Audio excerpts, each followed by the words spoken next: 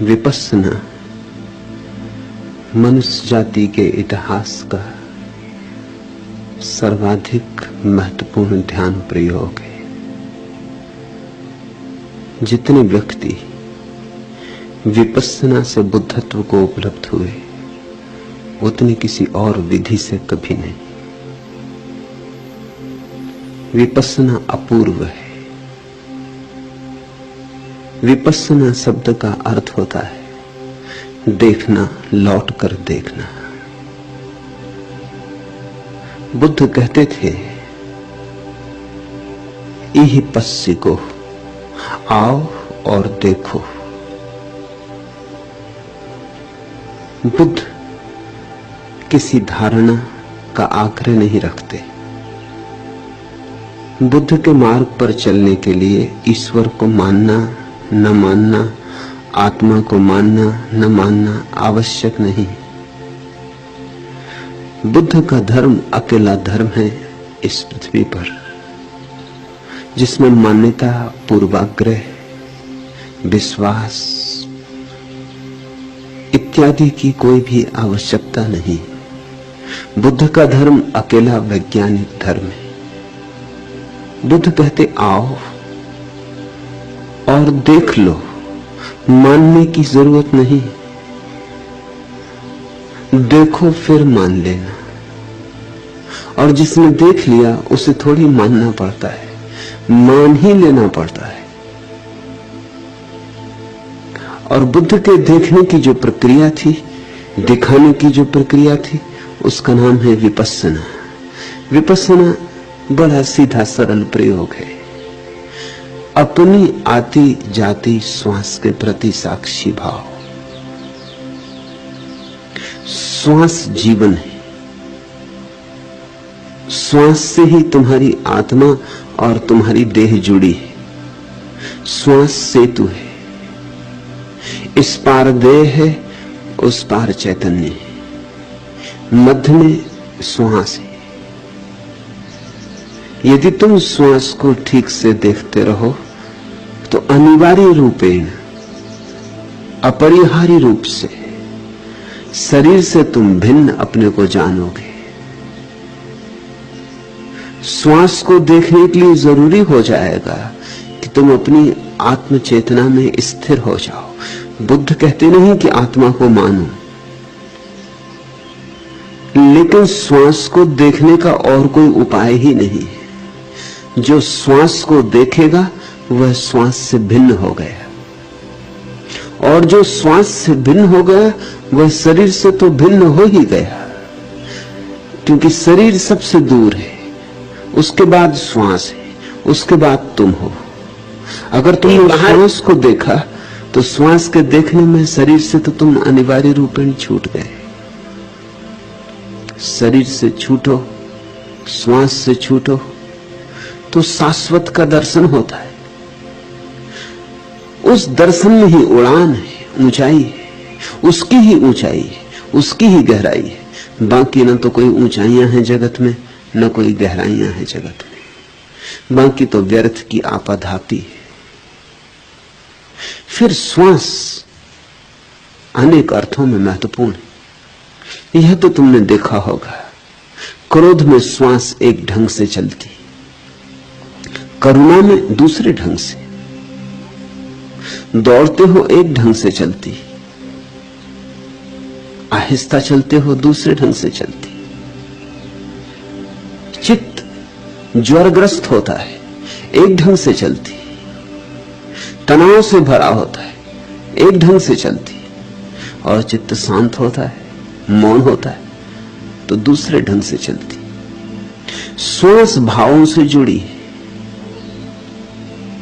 भाव को बदलो, श्वास बदल जाती है। श्वास को बदल लो, भाव बदल जाती है। जरा कोशिश करना, क्रोध आए मगर श्वास को डोलने मत देना। श्वास को स्थिर रखना, शांत रखना। श्वास का संगीत अखंड रखना। श्वास का छंद न टूटे, फिर तुम क्रोध न कर पाओगे। तुम बड़ी मुश्किल में पड़ जाओगे। करना भी चाहोगे तो क्रोध न कर पाओगे। क्रोध उठेगा भी तो भी गिर गिर जाएगा। क्रोध के होने के लिए जरूरी है कि श्वास आंदोलित हो जाए। श्वास आंदोलित हो तो भीतर का केंद्र डगमगाता है, नहीं तो क्रोध देह पर ही रहेगा। देह पर आए क्रोध का कुछ अर्थ नहीं है जब तक कि चेतना उससे आंदोलित ना हो। चेतना आंदोलित हो तो जुड़ गए। फिर इससे उल्टा भी सच है। भावों को बदलो, श्वास बदल जाती। तुम कभी बैठे हो सुबह उगते सूरज को देखते नदी तट पर,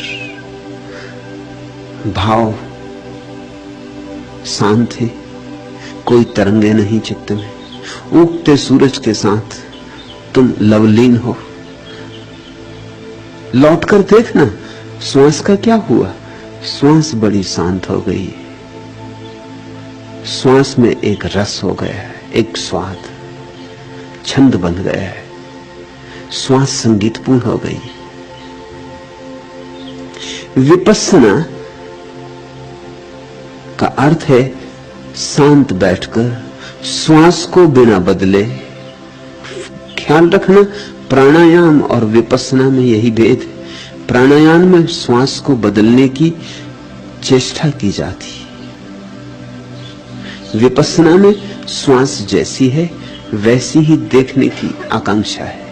जैसी है, उबड़ है खाबड़ है, अच्छी है बुरी है, तेज है शांत है, दौड़ती है भागती है ठहरी है, जैसी है। बुद्ध कहते हैं तुम अगर चेष्टा करके श्वास को किसी तरह नियोजित करोगे तो चेष्टा से कभी भी महत्व फल नहीं होता। चेष्टा तुम्हारी है, तुम ही छोटे हो, तुम्हारी चेष्टा तुमसे बड़ी नहीं हो सकती। तुम्हारे हाथ छोटे, तुम्हारे हाथ की जहां जहां छाप होगी वहां वहां छोटापन होगा। इसलिए बुद्ध ने यह नहीं कहा है कि श्वास को तुम बदलो। बुद्ध ने प्राणायाम का समर्थन नहीं किया है। बुद्ध ने तो कहा तुम तो बैठ जाओ, श्वास तो चली रही है जैसी चल रही है, बस बैठकर देखते रहो। जैसे राह के किनारे बैठकर कोई राह चलते यात्रियों को देखे, कि नदी तट पर बैठकर नदी की बहती धार को देखे। तुम क्या करोगे? आई बड़ी एक तरंग तो देखोगे और नहीं आई तरंग तो देखोगे। राह पर निकली कारें बसें तो देखोगे, नहीं निकली तो देखोगे, गाय भैंस निकली तो देखोगे। जो भी है जैसा है उसको वैसा ही देखते रहो। जरा भी उसे बदलने की आकांक्षा आरोपित ना करो। बस शांत बैठकर श्वास को देखते रहो। देखते देखते ही श्वास और शांत हो जाती, क्योंकि देखने में ही शांति है। और निर्चुनाव, बिना चुने देखने में बड़ी शांति है। अपने करने का कोई प्रश्न ही ना रहा। जैसा है ठीक है, जैसा है शुभ है। जो भी गुजर रहा है आंख के सामने से, हमारा उससे कुछ लेना देना नहीं है, तो उद्विग्न होने का कोई सवाल नहीं, आसक्त होने की कोई बात नहीं। जो भी विचार गुजर रहे हैं निष्पक्ष देख रहे हो। श्वास की तरंग धीमे धीमे शांत होने लगेगी। श्वास भीतर आती है, अनुभव करो स्पर्श नासापुटों में। श्वास भीतर गई, फेफड़े फैले, अनुभव करो फेफड़ों का फैलना। फिर क्षण भर सब रुक गया, अनुभव करो उस रुके हुए क्षण को। फिर श्वास बाहर चली, फेफड़े सिकुड़े, अनुभव करो उस सिकुड़ने को। फिर नासापुटों से श्वास बाहर गई, अनुभव करो उत्तप्त श्वास नासापुटों से बाहर जाती। फिर क्षण भर सब ठहर गया, फिर नई श्वास आई। ये पड़ाव है, श्वास का भीतर आना, क्षण भर श्वास का भीतर ठहरना, फिर श्वास का बाहर जाना, क्षण भर फिर श्वास का बाहर ठहरना, फिर नई श्वास का आवागमन। ये वर्तुल है। इस वर्तुल को चुपचाप देखते रहो। करने की कोई भी बात नहीं, बस देखो। यही विपश्यना का अर्थ है। क्या होगा इस देखने से? इस देखने से अपूर्व होता है। इसके देखते देखते ही चित्त के सारे रोग तिरोहित हो जाते। इसके देखते देखते ही मैं देह नहीं हूं, इसकी प्रत्यक्ष प्रतीति हो जाती। इसके देखते देखते ही मैं मन नहीं हूं, इसका स्पष्ट अनुभव हो जाता है। और अंतिम अनुभव होता है कि मैं श्वास भी नहीं हूं। फिर मैं कौन? फिर उसका कोई उत्तर तुम दे ना पाओगे। जान तो लोगे मगर गूंगे का गुड़ हो जाए। वही है उड़ान। पहचान तो लोगे कि मैं कौन, मगर अब बोल ना पाओगे। अब अबोल हो जाएगा, अब मौन हो जाओगे, गुनगुनाओगे भीतर भीतर, मीठा मीठा स्वाद लोगे, नाचोगे मस्त होकर, बांसुरी बजाओगे, पर अब कह ना पाओगे। ईश्वर समर्पण ठीक ही हुआ।